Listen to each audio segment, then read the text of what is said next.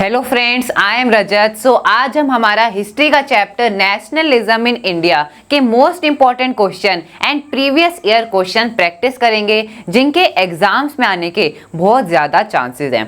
So friends, सबसे पहले हम 2 मार्क क्वेश्चन डिस्कस करेंगे, उसके बाद हम 3 मार्क क्वेश्चन प्रैक्टिस करेंगे and then at the last we will practice the 5 mark question. So the first 2 mark question is What was Rowlatt Act? So friends, question में हमसे पूछा गया है कि रोलेट एक्ट क्या था।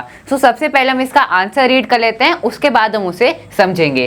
सो the Rowlatt act of 1919 authorized the British government to arrest and imprison any person without trial and convict him in a court. The authorities could arrest any Indian without a warrant for a time period of 2 years। So friends, Rowlatt act क्या था? ये एक act था जो British government ने introduce किया था इन the year 1919। क्यों इंट्रोड्यूस किया था? इंडिपेंडेंस स्ट्रगल को कंट्रोल करने के लिए, इंडिपेंडेंस मूवमेंट को दबाने के लिए ये एक्ट लागू किया गया था बाय द ब्रिटिश गवर्नमेंट। अब फ्रेंड्स, इस एक्ट में क्या प्रोविजन था? सो प्रोविजन ये था कि ब्रिटिश गवर्नमेंट किसी भी इंडियन को अरेस्ट कर सकती है without any warrant and trial, बिना किसी वारंट एंड ट्रायल के अरेस्ट कर सकती है for a time period of 2 years, 2 साल के लिए। ओके, सो ये था रोलेट एक्ट। अब फ्रेंड्स, इससे रिलेटेड और भी बहुत से इंपॉर्टेंट क्वेश्चन बन सकते हैं, हमसे पूछे जा सकते हैं। जैसे for example, why British government introduce the Rowlatt act, मतलब ब्रिटिश गवर्नमेंट ने रोलेट एक्ट क्यों इंट्रोड्यूस किया। सो ये तो हमने डिस्कस कर ही लिया कि इसका क्या रीजन था, कि इंडिपेंडेंस स्ट्रगल को कंट्रोल करने के लिए, इंडिपेंडेंस मूवमेंट को दबाने के लिए ये एक्ट लाया गया था, लागू किया गया था by the British government. Okay, अब फ्रेंड्स, एक और क्वेश्चन बन सकता है, how did people react to Rowlatt act, मतलब रोलेट एक्ट लागू होने के बाद लोगों का इस पर क्या रिएक्शन था, वो हमें बताना है। सो फ्रेंड्स, इसका आंसर क्या होगा? Rallies were organized in various cities, workers went on strike in railway workshop and shops were closed down. Alarm by the popular upsurge, British started arresting the nationalist, मतलब अलग अलग शहरों में rally निकाली गई, दुकानों को बंद कर दिया गया और लोग धरने पर आ गए। फिर ब्रिटिशर्स ने क्या किया फ्रेंड्स? उन्होंने इन नेशनलिस्ट को पकड़कर जेल में डालना शुरू कर दिया, उन्हें अरेस्ट करना शुरू कर दिया।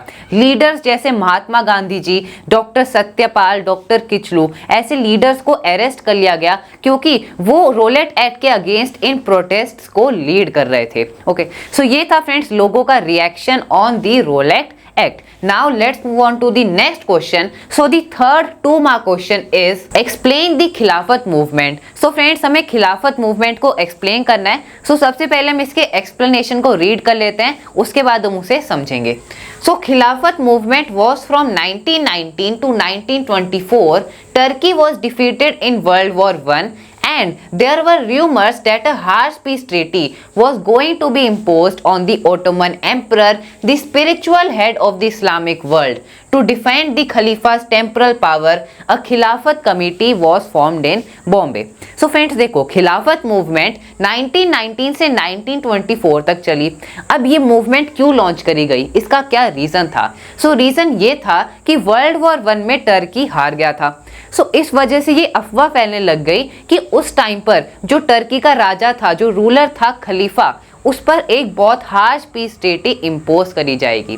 सो इस बात से ऑल ओवर द वर्ल्ड जो मुस्लिम कम्युनिटी थी वो बहुत ज़्यादा नाराज़ थी, क्योंकि खलीफा इस्लामिक वर्ल्ड का स्पिरिचुअल हेड था। तो उसकी पावर्स को बचाने के लिए इंडिया में भी एक खिलाफत कमेटी बनाई गई in Bombay. Okay, so friends, this was the Khilafat movement. So हमने खिलाफत मूवमेंट को अच्छे से एक्सप्लेन कर दिया, क्योंकि ये क्या फ्रेंड्स, ये एक 2 मार्क क्वेश्चन है। सो this is enough explanation.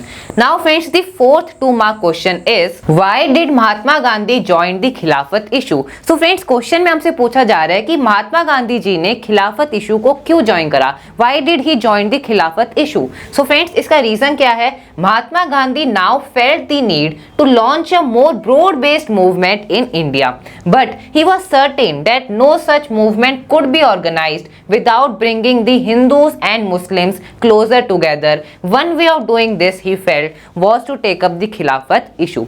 So friends, देखो, गांधी जी इंडिया की इंडिपेंडेंस के लिए एक बड़ी मूवमेंट लॉन्च करना चाहते थे, लेकिन फ्रेंड्स उस टाइम पर इंडिया में हिंदू और मुस्लिम के बीच में बहुत ज्यादा टेंशंस थी, और इन्हीं टेंशंस को कम करने के लिए और हिंदू और मुस्लिम के बीच में यूनिटी को बढ़ाने के लिए महात्मा गांधी जी ने खिलाफत इशू को ज्वाइन करा।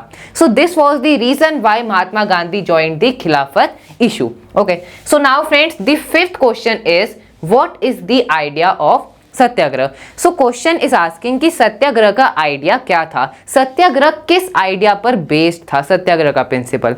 सो फ्रेंड्स देखो, इसका आंसर एक बार रीड कर लेते हैं। The idea of satyagraha basically emphasized the power of truth and the demand to search for truth. It suggested that if the cause was true, if the struggle was against injustice, then the physical force was not necessary to fight the oppressor. So friends, सत्याग्रह का idea क्या है, इसके नाम में ही इसका idea छिपा है। सत्याग्रह, Satya means truth and आग्रह मीन्स टू होल्ड फर्मली, मतलब सच्चाई में विश्वास रखना। और महात्मा गांधी जी भी यही कहते थे कि अगर आप अन्याय के खिलाफ लड़ रहे हो और आपके लड़ने का कारण सच्चा है तो आपको फिजिकल फोर्स यूज करने की जरूरत नहीं है अगेंस्ट दी ऑप्रेसर। ऑप्रेसर कौन है, जो अन्याय कर रहा है, जैसे for example British. Okay, so this is the idea of satyagraha जिस पर महात्मा गांधी जी बिलीव करते थे। Okay, and this is based on non violence. Now friends, the sixth question is what was Champaran movement. तो क्वेश्चन में हमसे पूछा गया है कि चंपारण मूवमेंट क्या थी। सो फ्रेंड्स देखो, महात्मा गांधी जी ने नॉन कॉपरेशन मूवमेंट को लॉन्च करने से पहले 3 और इंपॉर्टेंट मूवमेंट लॉन्च करी थी एट 3 डिफरेंट प्लेसेस, जो कि है Champaran in Bihar, Kheda in Gujarat and Ahmedabad also in Gujarat. और फ्रेंड्स, इन तीनों मूवमेंट में महात्मा गांधी जी ने सत्याग्रह का प्रिंसिपल अप्लाई किया था। अब फ्रेंड्स, इस क्वेश्चन में हमसे चंपारण मूवमेंट के बारे में पूछा है, सो इसका आंसर क्या होगा। It was the first satyagrahi movement that took place in 1917, in which Mahatma Gandhi traveled to Champaran to inspire the indigo planters to struggle against the oppressive plantation system. So friends, ये पहली movement थी जिसमें महात्मा गांधी जी ने सत्याग्रह का principal apply किया, और ये movement 1917 में चंपारण बिहार में हुई थी। अब इस मूवमेंट में हुआ क्या था, हुआ ये था कि जो चंपारण के इंडिगो प्लांटर्स थे उन्हें बहुत ज़्यादा स्ट्रगल करना पड़ता था against the oppressive plantation system. जो प्लांटेशन का सिस्टम था वो बहुत ज़्यादा हार्श था। जैसे फॉर एग्जांपल, उन इंडिगो प्लांटर्स को फोर्स किया जाता था कि आप सिर्फ इंडिगो के क्रॉप ही उगाओगे, और फ्रेंड्स वो कोई अपने लिए कोई दूसरी फूड क्रॉप को नहीं उगा सकते थे, जैसे फॉर एग्जांपल गेहूँ, चावल। और फ्रेंड्स, जो फार्मर्स इंडिगो उगाते थे उन्हें अच्छे रेट नहीं मिलते थे।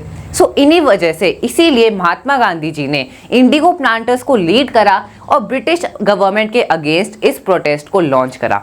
और फ्रेंड्स, महात्मा गांधी जी इस प्रोटेस्ट में, इस मूवमेंट में वो सक्सेसफुल भी रहे और इंडिगो प्लांटर्स की डिमांड्स को मान लिया गया, और अब वो किसी भी क्रॉप को उगा सकते थे, उन्हें उसकी फ्रीडम दे दी गई। Okay, so this was the Champaran movement. अब फ्रेंड्स, क्वेश्चन ऐसे भी आ सकता है कि एक्सप्लेन द खेड़ा मूवमेंट या फिर एक्सप्लेन द अहमदाबाद मूवमेंट। अब इन मूवमेंट्स में क्या हुआ था इसके बारे में हम आगे वीडियो में डिस्कस करेंगे।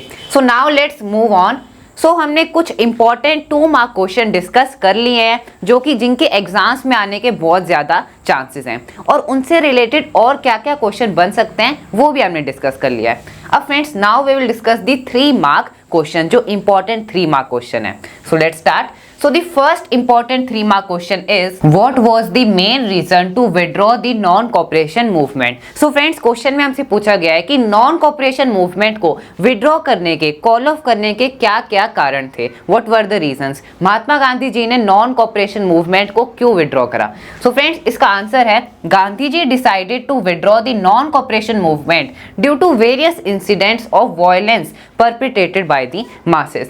First point है especially the Chauri Chaura in Gorakhpur incident in the year 1922 where people clashed with the police, setting a police station on fire. Then Gandhiji felt that the people were not yet ready for a mass struggle and that satyagrahis needed to be properly trained for the non-violent demonstrations. Friends देखो, non cooperation movement को withdraw करने के बहुत से reasons थे, लेकिन उनमें से एक बहुत बड़ा रीजन था Chauri Chaura incident in Gorakhpur UP.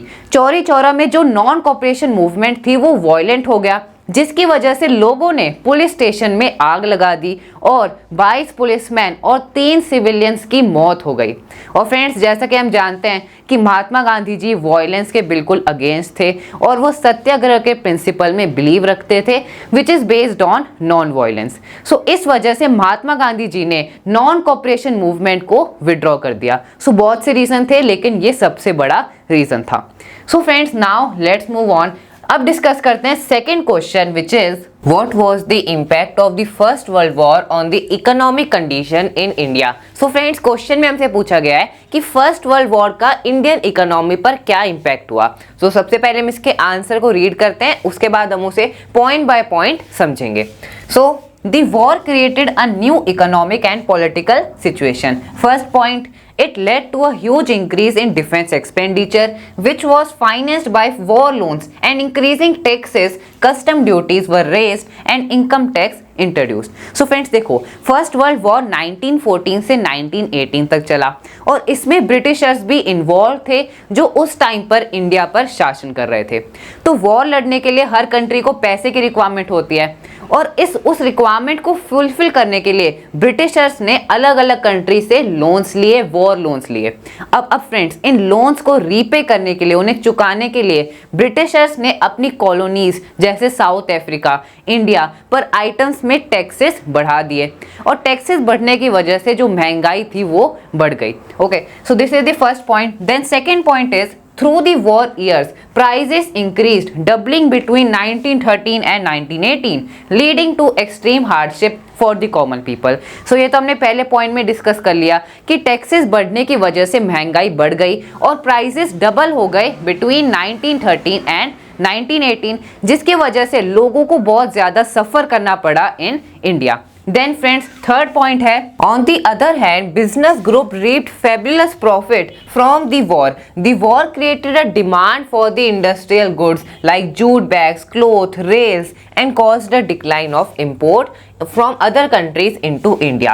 As a result, Indian industries expanded during the war. तो फ्रेंड्स देखो, जहां एक तरफ कॉमन पीपल को बहुत सफर करना पड़ा ड्यूरिंग द वॉर टाइम, वहीं दूसरी तरफ जो इंडस्ट्रियलिस्ट थे, जो बिजनेसमैन थे, उनका बहुत ज्यादा प्रॉफिट हुआ ड्यूरिंग द वॉर टाइम। क्योंकि फ्रेंड्स, वॉर टाइम में इंडस्ट्रियल गुड्स की डिमांड बढ़ गई, जिसकी वजह से एक्सपोर्ट भी इंक्रीज हो गए और इंडस्ट्रीज का, इंडियन इंडस्ट्रीज का बहुत फायदा हुआ। दे expanded during the war, first world war. Okay, so friends, this was the impact of the first world war on the Indian economy. Now let's move on to the third question, which is what were the 3 local issues in which Gandhi ji experimented his technique of satyagrah during the years 1917 to 1918? How were these issues resolve? So friends, ये तो अभी हमने पहले भी discuss किया कि महात्मा गांधी जी ने non cooperation movement को लॉन्च करने से पहले कई लोकल इश्यूज पर मूवमेंट लॉन्च करी थी, जैसे कि चंपारण सत्याग्रह मूवमेंट,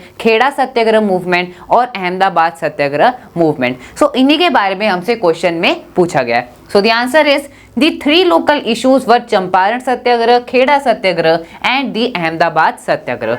अब फ्रेंड्स, वन बाय वन हम इनके बारे में डिस्कस करेंगे।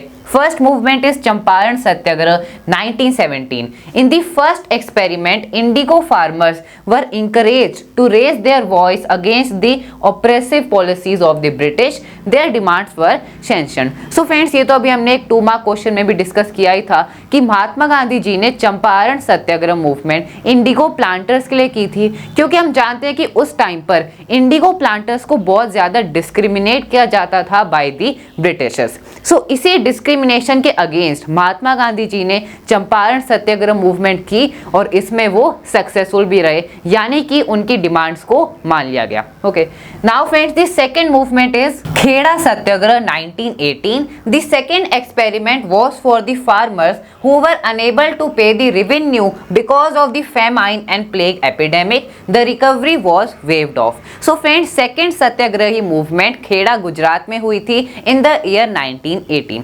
और फ्रेंड्स, ये मूवमेंट भी महात्मा गांधी जी ने फार्मर्स के लिए की थी, क्योंकि उस टाइम पर खेड़ा गुजरात में प्लेग एपिडेमिक चल रहा था, जिसकी वजह से फार्मर्स ब्रिटिशर्स को रेवेन्यू पे नहीं कर पा रहे थे। सो इसी वजह से महात्मा गांधी जी ने सत्याग्रह मूवमेंट की और उनकी ये मूवमेंट सक्सेसफुल भी रही, यानी कि उन फार्मर्स की रेवेन्यू को माफ कर दिया गया। Okay, so friends, this is the second satyagrahi movement. Now the third movement is Ahmedabad satyagraha 1918. The third movement was for the mill workers who were protesting for better wages. The British had to increase the wages along with the reforms in the working condition. So friends, third satyagrahi movement Ahmedabad Gujarat में हुई थी इन the year 1918 और ये movement महात्मा गांधी जी ने उन मिल workers के लिए की थी जिन्हें अच्छी सैलरी नहीं मिल रही थी। इसके बाद ब्रिटिशर्स ने इनकी सैलरी भी बढ़ाई, इन मिल वर्कर्स की सैलरी भी इंक्रीज करी, साथ साथ इनकी वर्किंग कंडीशंस को भी इंप्रूव करा। ओके, सो फ्रेंड्स, ये थी 3 सत्याग्रही movements. These were the 3 Satyagrahi movements जो महात्मा गांधी जी ने लॉन्च करी थी।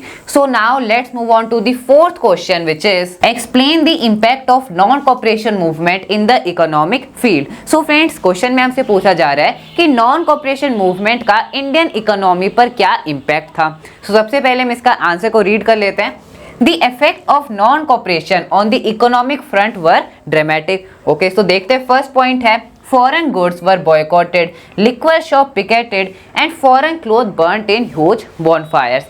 So friends, non cooperation movement का सबसे पहला इम्पैक्ट ये देखने को मिला कि विदेशी सामान को बॉयकॉट किया गया, विदेशी कपड़े को जलाया गया, जिसकी वजह से the import of foreign cloth halved between 1921 and 1922. Its value dropping from rupees 102 crore to rupees 57 crore. In many places, merchant and trader they refused to trade in foreign good और finance foreign trade. मतलब विदेशी कपड़े की demand आधी हो गई between 1921 and 1922 क्योंकि all over the country उसे बॉयकॉट किया जा रहा था और फ्रेंड्स मर्चेंट एंड ट्रेडर ने भी फॉरेन गुड्स का ट्रेड करने से मना कर दिया। Okay, so this is the second point. अब फ्रेंड्स थर्ड पॉइंट को समझते हैं। As the boycott movement spread and people began discarding imported clothes and wearing only Indian ones, production of Indian textile mills and handlooms went up. So friends, ये तो हमने discuss कर ही लिया कि जो बॉयकॉट मूवमेंट थी वो all over the country spread हो रही थी, तो लोगों ने विदेशी कपड़े और सामान को बॉयकॉट किया और सिर्फ इंडियन क्लॉथ को यूज किया, जिसकी वजह से इंडियन टेक्सटाइल इंडस्ट्री और हैंडलूम इंडस्ट्री भी ग्रो हुई। Okay, so friends, this was the impact of non cooperation movement on the Indian economy. Now let's move on to the fifth question, which is why was the Swaraj Party formed and by whom was the party formed? So friends, इस question में हमसे 3 बातें पूछी गई हैं कि Swaraj party को कब बनाया गया था, क्यों बनाया गया था और किसने बनाया था। सो फ्रेंड्स, सबसे पहले हम डिस्कस करते हैं कि स्वराज पार्टी को क्यों बनाया गया था। सो देखो फ्रेंड्स, फर्स्ट पॉइंट है there were some Congress leaders who argued और advocated the idea of fighting the British from within the legislative council. मतलब कि कुछ कांग्रेस के लीडर लेजिस्लेटिव काउंसिल का पार्ट रहकर ब्रिटिश गवर्नमेंट के अगेंस्ट लड़ना चाहते थे, उन्हें अपोज करना चाहते थे। Then they wanted to pressurize the government for various reform through councils। मतलब वो legislative councils का पार्ट रहकर ब्रिटिश गवर्नमेंट की पॉलिसीज को अपोज करना चाहते थे, उनके अगेंस्ट लड़ना चाहते थे। Okay, then friends third point है they also wanted to demonstrate that these councils were not truly democratic। मतलब कि स्वराज पार्टी के लीडर्स ये भी हाईलाइट करवाना चाहते थे कि ये जो लेजिस्लेटिव काउंसिल्स हैं ये डेमोक्रेटिक नहीं है, यानी कि ये लोगों के फेवर में काम नहीं कर रही हैं। सो ये भी वो हाईलाइट करवाना चाहते थे और इन्हीं सभी ऑब्जेक्टिव्स को दिमाग में रखते हुए मोतीलाल नेहरू और चितरंजन दास ने स्वराज पार्टी फॉर्म करी इन द ईयर 1922। सो यही है हमारा fourth point, keeping in mind these objectives. ये जो हमने 3 ऑब्जेक्टिव्स डिस्कस करे, CR Das which is Chittaranjan Das and Motilal Nehru formed the Swaraj Party in 1922. Okay, so friends, this is the answer. So friends, हमने कुछ इंपॉर्टेंट 3 मार्क क्वेश्चंस डिस्कस कर लिए हैं. Now let's discuss the important 5 mark question. So the first question is why was the Simon commission constituted and why was the commission rejected by the Indians. So friends, question में पूछा गया है कि Simon commission को क्यों बनाया गया और इसे इंडियंस द्वारा क्यों रिजेक्ट कर दिया गया. ओके, सो आंसर रीड करते हैं friends. The Indian members of the central legislative assembly they expose the drawback in the government of India act 1919. As a result of it, the Simon Commission was appointed in 1927 to suggest any further constitutional reforms. This commission constituted of 7 members and its chairman was Sir John Simon. So friends, देखो 1919 में British government द्वारा एक act introduce किया गया था. It was the government of India act 1919.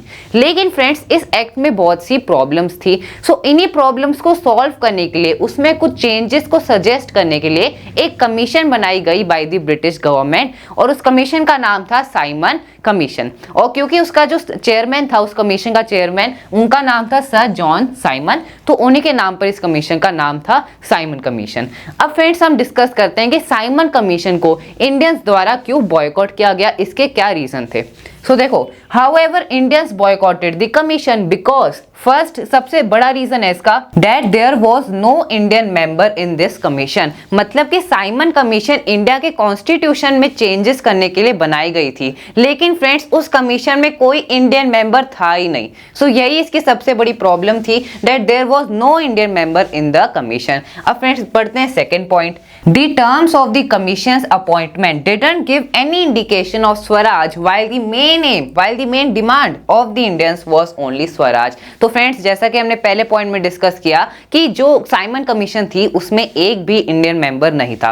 तो जो Indians की मेन डिमांड थी, क्या मेन डिमांड थी? Swaraj, complete independence. सो उसको भी एज एन ऑब्जेक्टिव नहीं लिया गया. ओके, सो फ्रेंड्स यही रीजन थे, these were the main reason जिसकी वजह से इंडियंस साइमन कमीशन को बॉयकॉट कर रहे थे. ओके, अब फ्रेंड्स एक पिक्चर भी आप देख सकते हो जिसमें प्रोटेस्ट चल रहा है against the Simon commission. Simon go back के नारे लग रहे थे. ओके, सो अब आगे बढ़ते हैं friends towards the second question which is describe the main features of the salt मार्च या फिर साल्ट सत्याग्रह. सो फ्रेंड्स, हमें साल्ट मार्च या फिर आप कह सकते हो साल्ट सत्याग्रह जो कि महात्मा गांधी द्वारा की गई थी, उसके मेन फीचर्स डिस्कस करने हैं. So the main features of salt march were, first point है, Gandhi started the march on 12 March 1930 with 78 volunteers after Lord Irwin ignored his letter that had the demand for the abolition of the salt tax. So friends देखो, महात्मा गांधी जी ने जो salt movement है, जो salt सत्याग्रह है, उसे launch करने से पहले लॉर्ड इरविन जो कि उस टाइम पर इंडिया के वॉइसरॉय थे,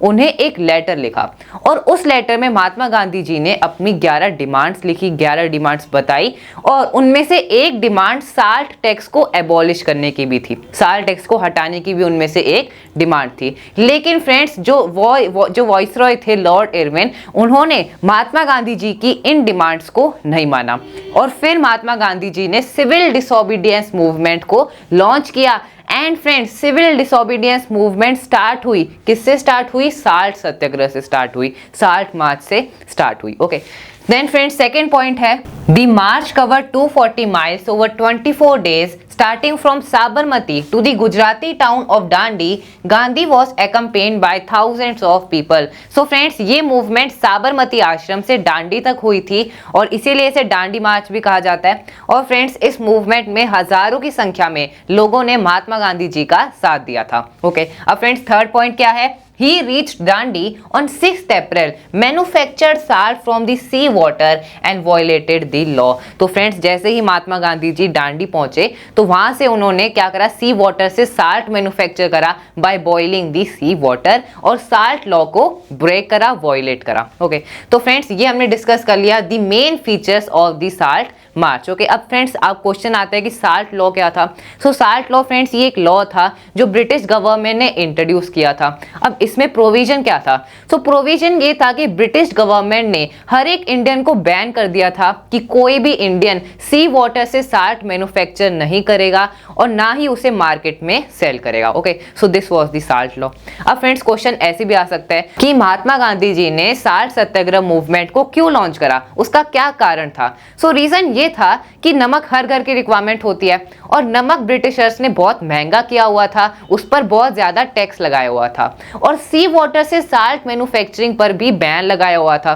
तो क्योंकि ये इशू सब लोगों से बहुत ज़्यादा कंसर्न था, सो इसी वजह से महात्मा गांधी जी ने साल्ट सत्याग्रह मूवमेंट को लॉन्च किया था। ओके, सो ये है इसका answer. Now friends, let's move on towards the third question, which is how did the plantation workers understand the idea of Swaraj, explain. So friends, question में हमसे पूछा गया है कि प्लांटेशन वर्कर्स के लिए स्वराज के आइडिया का क्या मतलब था, what was the meaning of the Swaraj for the plantation workers. So friends देखो, ये क्वेश्चन नॉन कॉपरेशन मूवमेंट से बहुत ज्यादा रिलेटेड है, क्योंकि महात्मा गांधी जी ने नॉन कॉपरेशन मूवमेंट को क्यों लॉन्च किया था? फॉर अटेनिंग स्वराज, स्वराज को अटेन करने के लिए, उसे अचीव करने के लिए महात्मा गांधी जी ने नॉन कॉपरेशन मूवमेंट को लॉन्च किया था। लेकिन फ्रेंड्स, अलग अलग कम्युनिटी के लोगों के लिए स्वराज का मीनिंग डिफरेंट था और इस क्वेश्चन में हमसे प्लांटेशन वर्कर्स के लिए स्वराज का क्या मीनिंग था वो हमसे पूछा गया। सो फ्रेंड्स, इसका आंसर क्या होगा? Swaraj for the plantation workers. First point है, for the plantation workers in Assam it was the right to move freely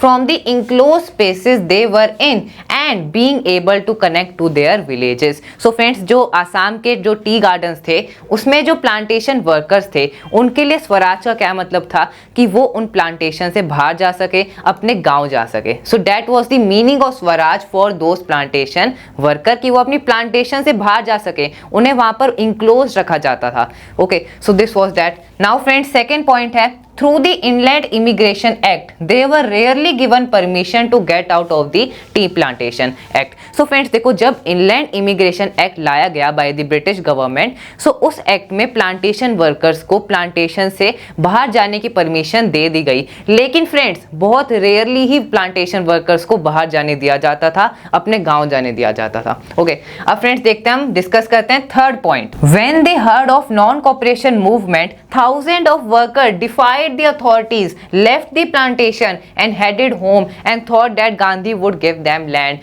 so friends, जब प्लांटेशन वर्कर्स ने नॉन कॉपरेशन मूवमेंट के बारे में सुना तो वो हजारों की संख्या में वर्कर्स प्लांटेशन छोड़कर अपने गांव की तरफ जाने लगे और उन्होंने सोचा कि महात्मा गांधी जी उन्हें जमीन देंगे, जबकि ऐसा कुछ नहीं था और अनफॉर्चुनेटली उन्हें बीच रास्ते में ही ब्रिटिशर्स द्वारा पकड़ लिया गया और बहुत टॉर्चर किया गया। ओके, सो फ्रेंड्स, ये थे this was the meaning of Swaraj for the plantation worker we have discussed। now let's move on। तो अब फ्रेंड्स डिस्कस करते हैं fourth 5 mark question. so it is how did cultural processes helps in creating a sense of collective belongingness in India, explain। so friends, ये तो हम जानते हैं कि कल्चर बहुत इंपॉर्टेंट रोल प्ले करता है in developing a sense of collective belongingness. Friends, collective belongingness की फीलिंग, इसका मतलब क्या होता है? इसका मतलब ये होता है कि एकजुटता की भावना। ओके, तो हमें उसे ही एक्सप्लेन करना है कि कैसे इंडिया में लोगों में ये एक कलेक्टिव बिलोंगिंगनेस की फीलिंग डेवलप हुई during the independence struggle. Okay, तो स्टार्ट करते हैं फ्रेंड्स, इसके आंसर को रीड करते हैं। There were variety of cultural processes through which nationalism captured people's imagination. They were, so first है image. So with the growth of nationalism, the identity of India came to be visually associated with the image of Bharat माता। So friends, इस collective belongingness की feeling को, इस एकजुटता की भावना को develop करने में इमेज का भी बहुत इंपॉर्टेंट रोल था। कैसे? जैसे फॉर एग्जाम्पल भारत माता की इमेज जो कि इंडियन एलिगरी है। सो आपने देखा होगा कि बहुत सी पॉलिटिकल रैलीज में या फिर स्पोर्ट मैचेस में ऐसे जोश भरने के लिए बोला जाता है कि भारत माता की जय। तो इसीलिए भारत माता क्या है, ये इंडियन एलिगरी है और नेशनलिज्म की फीलिंग को डेवलप करने में इमेजेस ने बहुत इंपॉर्टेंट रोल प्ले किया during the Indian independence struggle. Okay, then friends next है cultural process song. So in 1817 Bankim Chandra Chattopadhyay wrote Vande Mataram as a hymn to the motherland. So friends देखो, जब भी ओलंपिक में मान लो जब इंडिया मेडल जीतता है, सो आप जानते हो कि स्टेडियम में हमारी नेशनल एंथम बजती है, दैट इज जन गण मन, तो हमें कितना प्राउड फील होता है जब हमारी नेशनल एंथम प्ले होती है इन दैट स्टेडियम। तो इसीलिए इंडिया के इंडिपेंडेंस स्ट्रगल में भी नेशनलिज्म की फीलिंग को डेवलप करने में, लोगों में एकजुटता की भावना को डेवलप करने में सॉन्ग्स ने भी बहुत इंपॉर्टेंट रोल प्ले किया। सॉन्ग्स जैसे वंदे मातरम, जन गण मन और भी बहुत से पेट्रोइटिक सॉन्ग्स हैं। ओके, देन फ्रेंड्स थर्ड है folklore. So nationalist began recording folk tales sung by the bards. These tales they believed give a true picture of traditional culture that had been corrupted and damaged by the outside forces. तो friends जो कहानियां पुराने समय से चलती आ रही हैं, जो एंशियंट स्टोरीज हैं, फोल्कलोर्स का क्या मतलब है, एंशियंट स्टोरीज, जैसे कि फॉर एग्जांपल रामायणा, महाभारता। सो इन कहानियों में लोगों की बहुत गहरी आस्था है क्योंकि ये हमारे ट्रेडिशनल कल्चर को रिप्रेजेंट करती हैं और इसी वजह से नेशनलिज्म की फीलिंग को स्प्रेड करने में, उसे डेवलप करने में भी फोल्क टेल्स का, फोल्कलोर का बहुत इंपॉर्टेंट रोल था। ओके, देन फ्रेंड्स नेक्स्ट है flag. So flag became a symbol of defiance. Gandhi ji himself had designed the Swaraj flag which was tricolour and had a spinning wheel in the centre. So friends देखो, आपने देखा होगा कि जब भी कोई cricket का मैच होता है तो उसमें लोग अपने अपने कंट्री के फ्लैग के साथ अपनी टीम को चीयर करते हैं क्योंकि फ्लैग एक कंट्री का सिंबल होता है जिस पर हर एक सिटीजन को गर्व होता है, प्राउड होता है। तो इसीलिए जो इंडिया का इंडिपेंडेंस स्ट्रगल था उसमें भी फ्लैग ने कलेक्टिव बिलोंगिंगनेस की फीलिंग को डेवलप करने में एक बहुत इंपॉर्टेंट रोल प्ले किया था। ओके, जैसे फ्रेंड्स, और महात्मा गांधी जी ने भी एक ट्राई कलर फ्लैग डिजाइन किया था, एक स्वराज फ्लैग था, उसका नाम स्वराज फ्लैग डिजाइन किया था विच वॉज ट्राई कलर। और फ्रेंड्स उसके सेंटर में एक स्पिनिंग व्हील था यानी कि चरखा था। और अभी का जो इंडियन फ्लैग है वो हम जानते ही हैं, उसके सेंटर में एक अशोका व्हील है with 24 strokes. Okay, then friends next है reinterpretation of history. Indians recall their glorious past to instil a sense of pride in the nation. Okay, so friends ये थे कुछ कल्चरल प्रोसेसेस जिन्होंने इंडिया के लोगों में नेशनलिज्म की भावना को डेवलप करने में एक बहुत इंपॉर्टेंट रोल प्ले किया था। Now friends let's move on. तो हमने कुछ इंपॉर्टेंट 5 मार्क क्वेश्चन भी डिस्कस कर लिए हैं। Now we will discuss some other important question, मतलब कि अब हम और जो इंपॉर्टेंट क्वेश्चन इस चैप्टर में से पूछे जा सकते हैं वो हम डिस्कस करने वाले हैं। So the first is what made Gandhi ji withdraw the civil disobedience movement in the year 1934। So friends question में हमसे पूछा गया है कि महात्मा गांधी जी ने सिविल डिसोबीडियंस मूवमेंट को क्यों कॉल ऑफ करा, क्यों विड्रॉ करा इन द ईयर 1934। ओके, तो फ्रेंड्स देखो, इसके लिए भी बहुत से रीजन रिस्पॉन्सिबल थे, मतलब सिविल डिसोबीडियंस मूवमेंट को विड्रॉ करने के बहुत से रीजंस थे, लेकिन सबसे बड़ा रीजन था गांधी इरविन पैक्ट जो कि 5 मार्च 1931 को साइन हुआ था between Mahatma Gandhi ji and Lord Irwin जो कि उस टाइम पर इंडिया के वॉइसरॉय थे। अब फ्रेंड्स इस पैक्ट में क्या प्रोविजन था?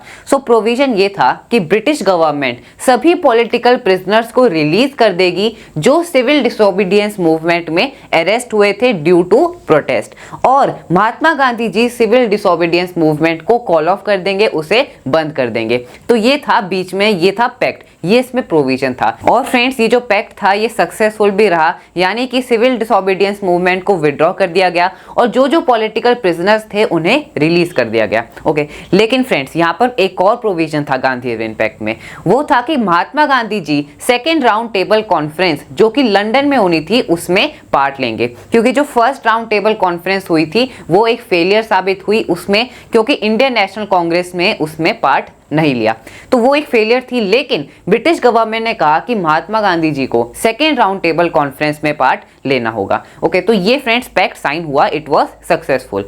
तो जब महात्मा गांधी जी लंदन गए सेकेंड राउंड टेबल कॉन्फ्रेंस को अटेंड करने के लिए, तो वहां पर जो नेगोशिएशंस थी, मतलब ब्रिटिश गवर्नमेंट और महात्मा गांधी जी के बीच में जो नेगोशिएशंस थी वो सक्सेसफुल नहीं रही, जिसकी वजह से महात्मा गांधी जी डिसअपॉइंटेड वापस इंडिया लौट गए। लेकिन फ्रेंड्स जब महात्मा गांधी जी वापस इंडिया आए तो तब तक बहुत कुछ हो चुका था, जैसे कि फॉर एग्जांपल जवाहरलाल नेहरू और गफर खान को अरेस्ट कर लिया गया था, उन्हें जेल में डाल दिया गया था। और फ्रेंड्स जो इंडियन नेशनल कांग्रेस थी उसे इलीगल डिक्लेयर कर दिया गया था by the British government. Okay, तो देखो इस वजह से फिर महात्मा गांधी जी ने वापस सिविल डिसोबीडियंस मूवमेंट को रीलॉन्च करा। लेकिन लेकिन फ्रेंड्स क्योंकि अभी एक बार उसे विड्रॉ कर दिया गया था तो जो पार्टिसिपेंट्स थे वो बहुत ज़्यादा डिसअपॉइंट हो गए थे कि हम लड़ रहे थे ब्रिटिश गवर्नमेंट के अगेंस्ट, हम थोड़े थोड़े सक्सेसफुल भी हो रहे थे, लेकिन उसे फिर विड्रॉ कर दिया गया। तो वो बहुत ज़्यादा डिसअपॉइंटेड थे, जिसकी वजह से जब वापस महात्मा गांधी जी ने मूवमेंट को रीलॉन्च करा,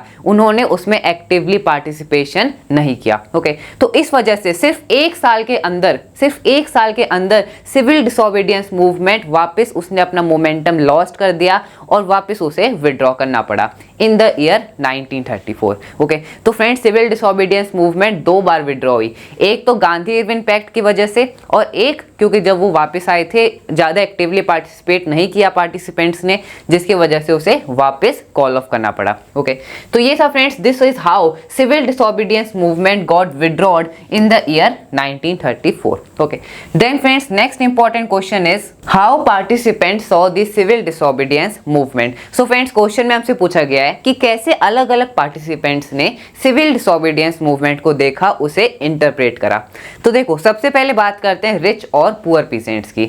तो इन दोनों के लिए जो मतलब उन्हें सफर करना पड़ा, वो जो सफरिंग थी वो सेम थी। कैसे? क्योंकि देखो फ्रेंड्स ट्रेड डिप्रेशन और फसल के गिरते दामों की वजह से पीसेंट्स को यानी कि फार्मर्स को, किसानों को बहुत ज्यादा सफर करना पड़ा।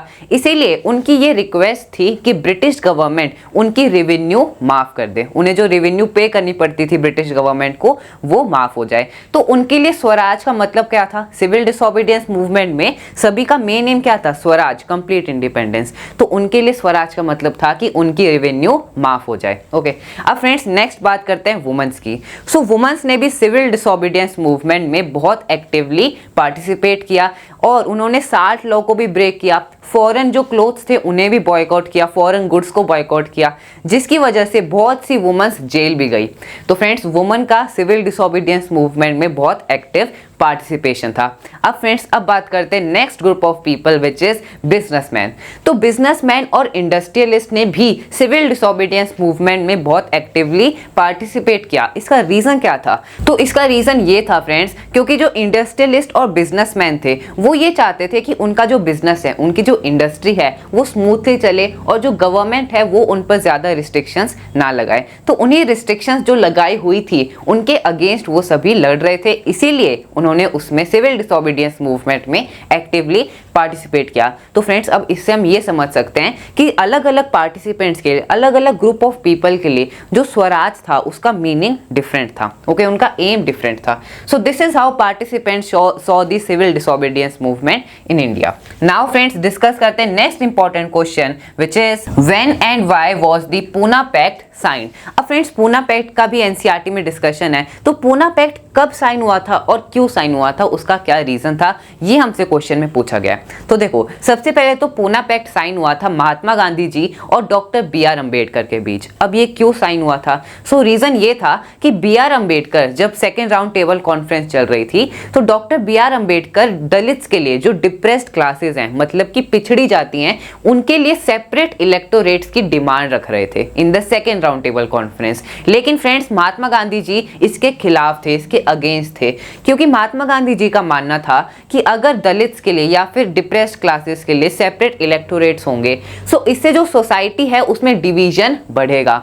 तो इसी वजह से उन्होंने डॉक्टर बी आर अम्बेडकर की इस डिमांड को नहीं माना। तो इन्हीं आर्ग्यूमेंट्स को सॉल्व करने के लिए पूना पैक्ट साइन हुआ और डिप्रेस्ड क्लासेस को प्रोविंशियल और लेजिस्लेटिव काउंसिल्स में सीट्स अलॉट कर दी गई, उनके लिए स्पेशल सीट अलॉट कर दी गई। लेकिन फ्रेंड्स उनको वोट जनरल इलेक्टोरेट में ही करना होगा, यानी कि उनके लिए सेपरेट इलेक्टोरेट्स नहीं बनाए गए, they have to vote in the general electorates only. Okay, तो ये था फ्रेंड्स पूना पैक्ट। हमने डिस्कस कर लिया इसे कब साइन करा गया और क्यों साइन किया गया। Now let's move on to the next question which is write a short note on Jallianwala Bagh massacre. So friends देखो जलियांवाला बाग मैसेकर में क्या हुआ था उसके बारे में हमें एक शॉर्ट नोट लिखना है, तो उसे डिस्कस करते हैं। तो फ्रेंड्स देखो 10 अप्रैल 1919 को दो nationalist leader doctor Saifuddin Kitchlew और डॉक्टर सत्यापाल को अरेस्ट कर लिया गया under the Rowlatt act. Rowlatt act क्या है वो हमने डिस्कस कर ही लिया है।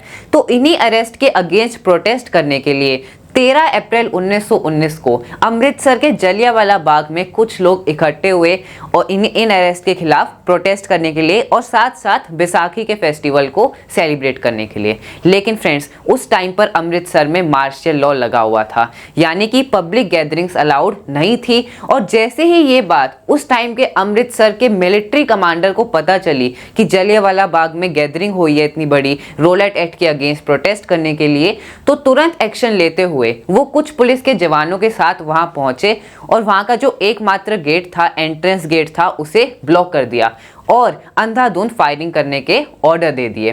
तो इस वजह से हजारों लोगों की मौत हुई और बहुत से लोग घायल हुए। और फ्रेंड्स, इस इंसिडेंट की वजह से पूरे देश में ब्रिटिशर्स के अगेंस्ट लोगों का आक्रोश बहुत ज्यादा बढ़ा। ओके, तो friends, this was a short note on the Jallianwala Bagh massacre या फिर जलियांवाला बाग हत्याकांड।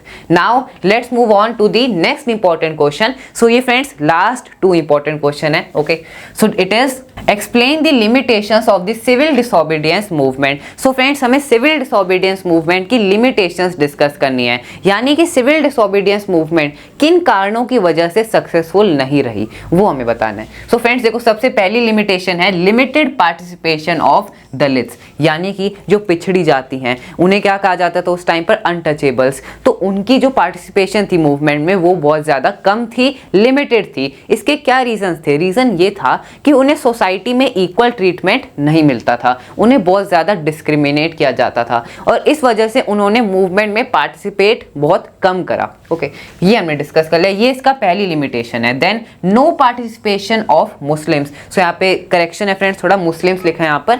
सो मुस्लिम्स की जो पार्टिसिपेशन थी सिविल डिसोबीडियंस मूवमेंट में वो ना के बराबर थी, बहुत कम पार्टिसिपेशन थी, क्योंकि उन्हें भी इक्वल ट्रीटमेंट नहीं मिलता था। उनके जो एम्स थे, उनकी जो एस्पिरेशंस थी, उनका ध्यान नहीं रखा जाता था। तो यही कारण था कि दलित्स और मुस्लिम्स ने सिविल डिसोबीडियंस मूवमेंट में इतना एक्टिवली पार्टिसिपेट नहीं किया। ओके, देन फ्रेंड्स नेक्स्ट है dominant role of Sanatanis and Hindu Mahasabha. So जो लोग हिंदू कास्ट से बिलोंग करते थे उनका रोल बहुत ज्यादा डोमिनेंट था। और फ्रेंड्स, जो इंडियन नेशनल कांग्रेस थी वो भी इनको प्रेफर करती थी, मतलब इनके डोमिनेंट रोल को सपोर्ट करती थी। और इसी वजह से फ्रेंड्स, जो इंडियन नेशनल कांग्रेस थी और जो मुस्लिम्स थे, दलित्स थे, उनके बीच में जो रिलेशन था वो अच्छा नहीं था। तो क्वेश्चन ऐसे भी आ सकता है that why did the relationship between the Indian National Congress and the Muslims remained uncertain. So इसका रीजन यही था कि इंडियन नेशनल कांग्रेस किसी स्पेसिफिक कास्ट को सपोर्ट कर रही थी,